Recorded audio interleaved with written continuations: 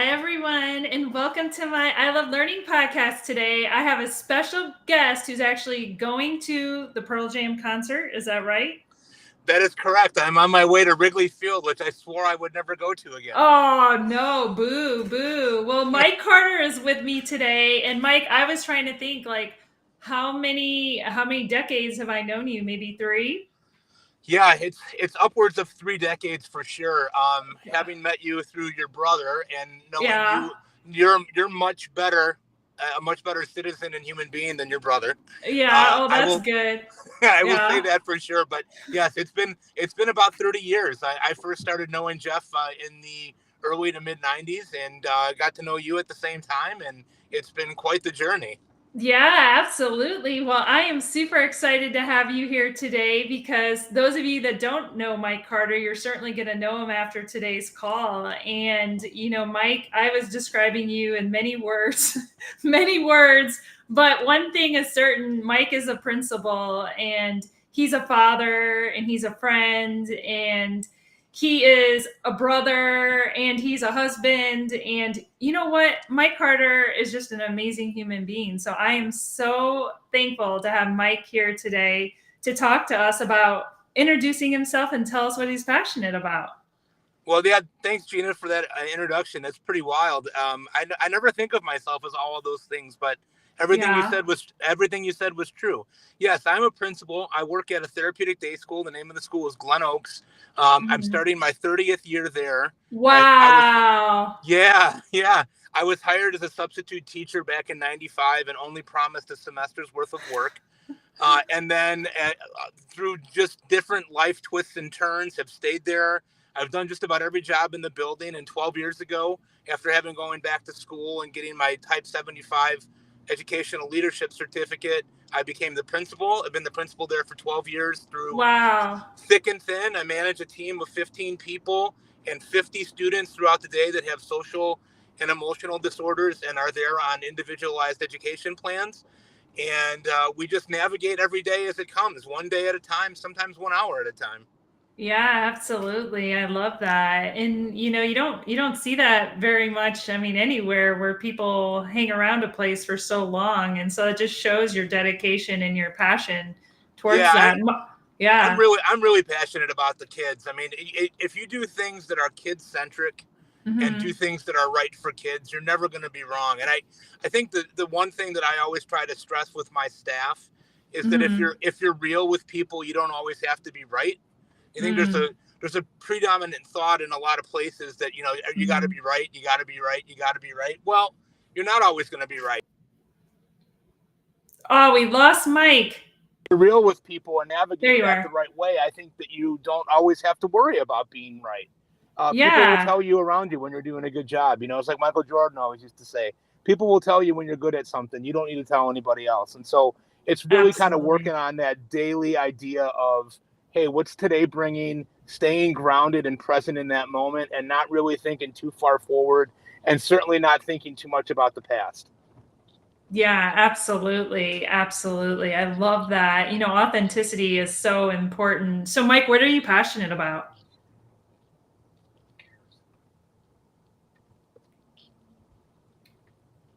Mike, can you hear me? Mike's traveling, so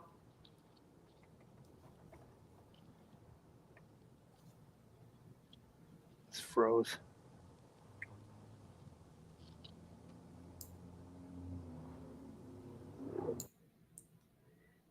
I'm gonna.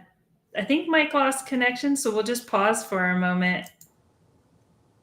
Mike, are you back?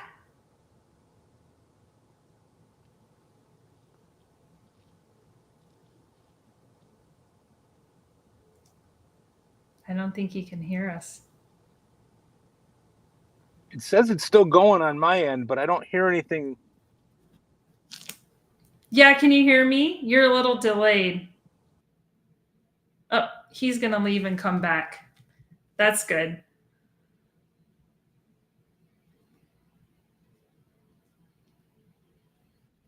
Oh, here he comes. Yep, I lost you there for a second. But what I was saying, Gina, was that to me, it's always about that daily mentality of just staying grounded in the moment and not thinking too far ahead and certainly not letting our past become too much of a definition for us. We don't want to do that. And Yeah. to me, it's about that mentality. And what I was telling you about before when we were first talking about coming on, my daughter Ellie is same as your niece Mia, right? They're 12 days apart. Yeah. And both are looking at colleges, and both are looking at very expensive colleges at this point. But she coined a term last year when she was taking some AP classes, and she said, Mhm. I got to get my grind set on. I got to get my grind set on. And to me, it's always about that idea that really rang true for me, which is Mhm. every day, if you're doing something that you really, really enjoy doing, you don't even really notice that you're always working. Now, certainly there are days as the principal where you have 12-hour days and you don't want that and it's Mm. exhausting. But at the same time, it's also incredibly rewarding because you know that what you're doing really makes a difference for kids. And I've worked with thousands of kids over the 30 years that I've been doing it. And there's nothing more gratifying than having one of those kids come back and tell you about the difference that you made in their life, or something that they remember you saying that seemed like a small thing at the time that ended up being a big thing to them down the road. So I'm always kind of in that mindset of, okay, what do I need to kind of be for the kids today? What do I need to be for the team today? And really just trying to keep that in perspective and be happy and healthy. At the end of the day, we all and leave our jobs and go home, and I have to take my role as dad and husband and brother and friend, like you're saying, really seriously. Um, and, and Yeah.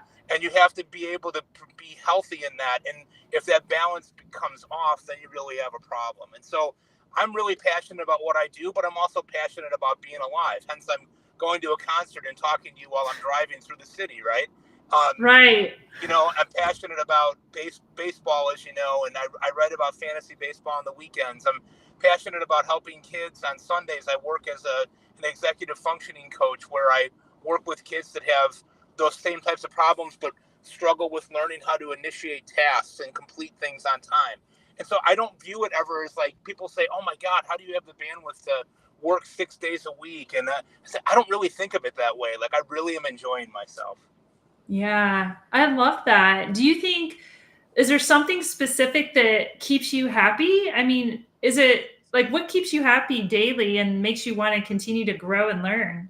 Yeah, I don't think it's possible to be happy every day. I don't think Yeah. I don't know that that's realistic. I think Mhm. what I really think about is, being motivated on a daily basis. I mean, I'm 51 years old now, which is frightening to me. I don't, Wow, that is doesn't, frightening. I, it just doesn't always make a lot of sense to me, right? But when I think about that, I always think like, people say, "Oh, how much longer do you have to work?" Like Yeah. how long are you going to do that? And I don't ever really think about it in terms of like retiring. I think if you're going to retire, what are you going to do next? Right. What's the next chapter? And that's what motivates me, right? Is the idea of, Mhm. okay, I've lived a good amount of my life. I've got a good amount of my life yet left, I hope. What am I going to do next? What's my next chapter? It's always on to the next thing, being, adventurous and looking at what those things are going to look like for you down the road. And so, yeah, at some point I'll probably do something different. At some point it might not make sense to be the principal of a therapeutic day school as an old fat guy, but I will always find something else to do. I will always be in the education field. I would imagine doing something that makes kids be front and center. And we've forgotten that in a lot of places, and it's something that I think is really important. Yeah, absolutely. Yeah. I mean, that's the thing. Learning is growth, right? And so you have to keep doing it. Is there been something like fundamental that you learned or left an impact on your thinking that made you passionate about this? Yeah, I'll tell you what it was too, and you might remember it. Mhm. In 2007, I was running a half marathon, and I had a really bad accident where I almost died, and Yeah. I collapsed about 300 yards from the finish line, and it was a monstrosity. There was a lot of different things going on, and it Mhm. come to find out later on that I had rheumatoid arthritis and some Mhm. things that were really kind of impacting my ability to process things and whatnot. And so I found myself in a situation where I had a young child at home. My father-in-law, who was beloved in our family, had just passed away, and Mhm. I was reeling for a while. I lost about 40 pounds. I kind of stopped eating, got really kind of depressed for a while. What I realized though was that, um, tomorrow is not a guarantee for any of us, and we had a situation there where I could do one of two things with that. I could take that Mm-hmm. lesson and say, oh, that happened, and we're just going to move on and get on with the rest of life.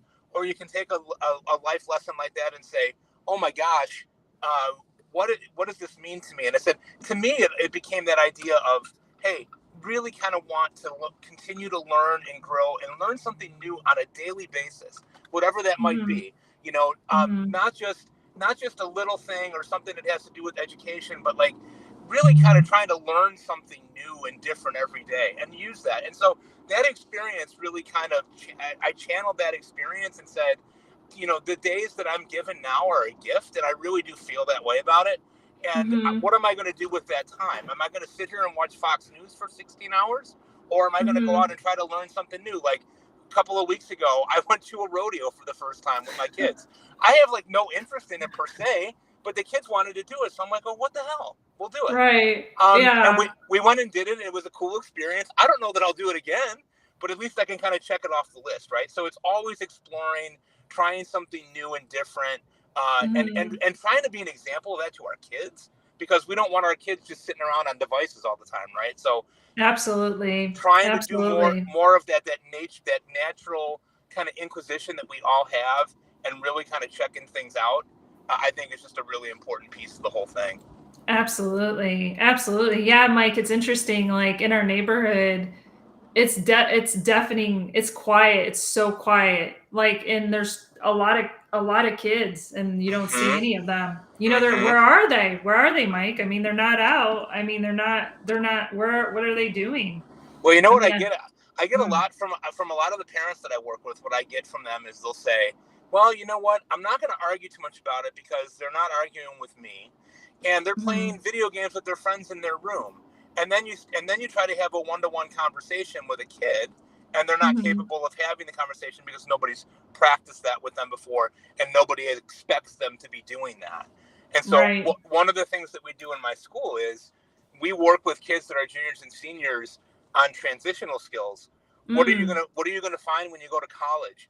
What are you gonna find if you go to trade school? What are conversations you need to be able to have face to face directly with people, not behind a screen?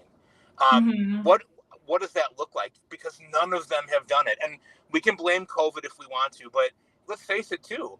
Parents have a lot of things on their plate. They're working hard. They might be working a 10-hour day, and then what do they have? They get home. It's much easier to give the kid a hot dog or some macaroni and cheese and then give them a screen so that you can get other things done. We've all done it. Right. I've done it. Right. I fully admit that I've done it. So Mhm. it's really that it's that retraining, I think, of the mind to say, look, we're doing our kids a disservice by just feeding them screens. Yeah, absolutely. Mike, what does winning look like to you? How would you Oh, define winning? well, that's a really good question. I think I look at it as a long term thing. I don't look at it as a short term thing. Mhm, With kids that are on IEPs, it's always about mhm, you have short term goals, but the long term goal is to be happy and healthy. And to me, that's what winning looks like when we have our students, or for me, it's are you mhm. happy? Are you healthy? Now, you're not going to be able to answer that yes every day, but it's all about perspective, and it's all about that grind set, right? Yeah. What's your perspective on what things look like and what life is really about? And I think it's refreshing when I run across people like you that are constantly focused on learning, constantly focused Mhm. on doing something more than what they're doing, and not just kind of being content with where they're at. It's that constant striving for that brass ring. What's the Yeah, next it's thing? mind of a champion. That's what it Exact, is, right? exactly Mhm. right. So it's like that digging deep to kind of for the goal, and not letting things stop you. You're going to run into obstacles. You're going to have roadblocks. Those are going to be things that are going to test to see how bad you really want it. Right, absolutely. I'm gonna quote you and Ellie. Is that Ellie's quote, the grain set? Because our Yeah. company will come up. All right, Ellie, you're gonna get a quote. We're gonna create a tip off that. That's amazing. I love that. Mike, I started my podcast because I actually had a few truck drivers, um, actually thousands of truck drivers do a survey. And one of the topics they talked about, was depression. And Mm-hmm. they wanted to learn more about it. And actually, I had a couple truck drivers actually reach out to me and tell me that they've lost their passion. This is something I think that it's an epidemic, right? I mean, to Yes. try to help Yes. people. So if you ran across, and I'm sure you have this in your school, maybe with the teachers, maybe with obviously the students, then they tell you, they say, Mike Carter, I've lost my passion. I've lost it for learning, and I don't know how I'm going to go forward. What advice would you provide?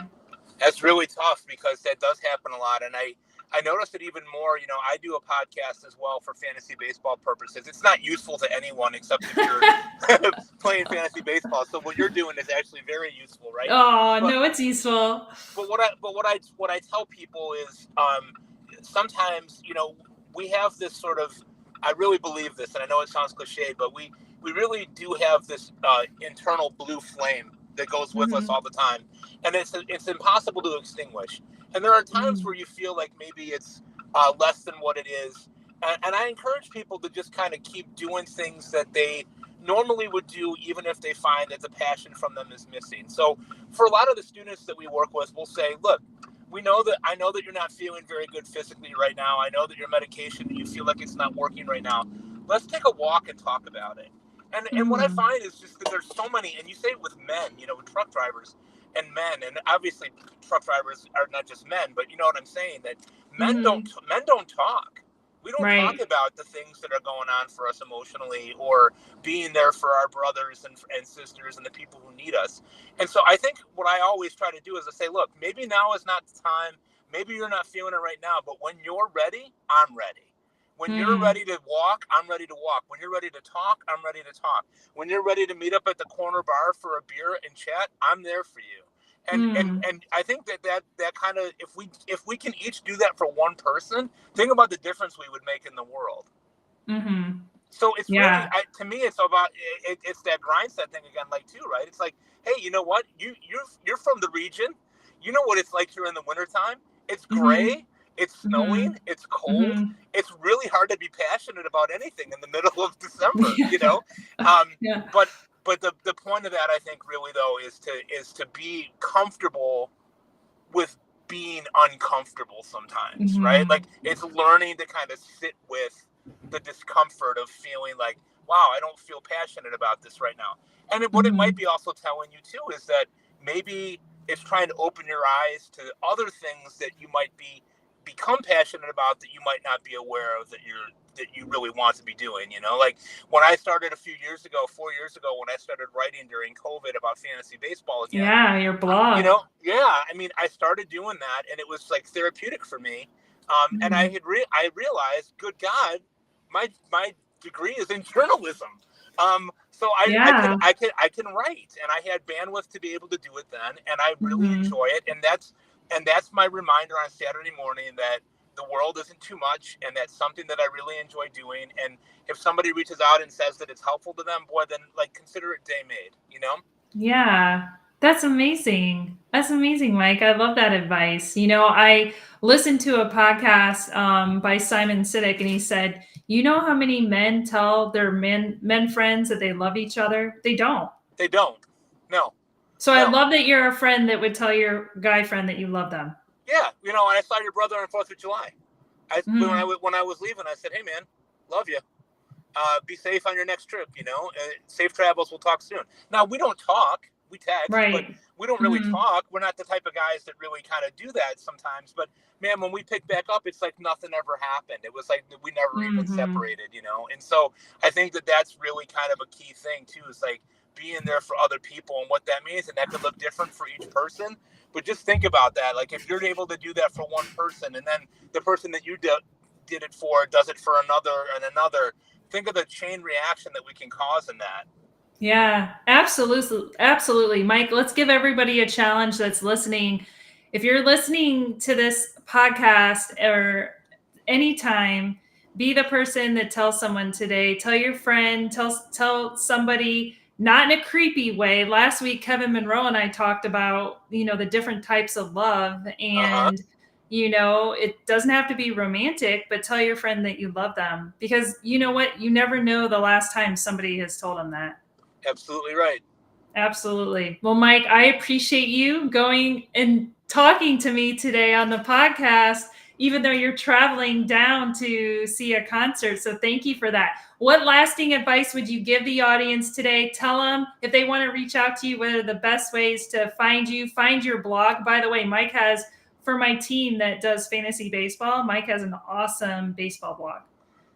Where can people find you? I appreciate that. You can find me on the social media, whatever. If you're calling it X now or Twitter is probably the best way to find me. I have a terrible Twitter handle with a funny story.